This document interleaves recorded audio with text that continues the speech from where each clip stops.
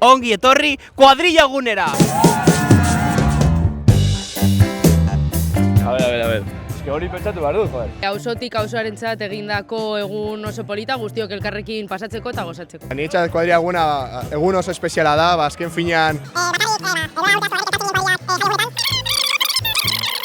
eta azken finean auzoa sortzeko eta kuadrilla guztiak ateratzeko eta elkar ezagutzeko. Herria elkartzeko momentua, jaien aurretik olako beroketa bat egiteko eta guztien artean disfrutatzeko. Niretzat kuadrilla eguna sentimendu bat da.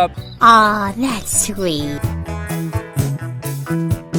Aurten justo ospatzen dira 10 urteak, jarraitzeko ospatzen eta hemendik beste 10 urte hogei edo 10 ospatzeko. Jai osasuntsu batengaitik, agresio eta borroka gabe. Brindisa, Etxebarriko, San Antonioko kuadrillengatik. Brindisa egingo nuke, pertsonan guztietaz sartu diena hor batzordean eta hori, brindisa jende horretatik.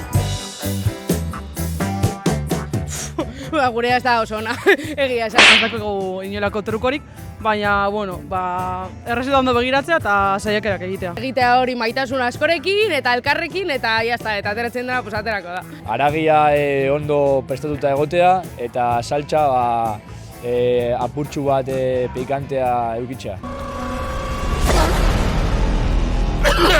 Niretzat potentena da okel on bat hartzea eta horrek da emango diona hori indarra sukalgiari.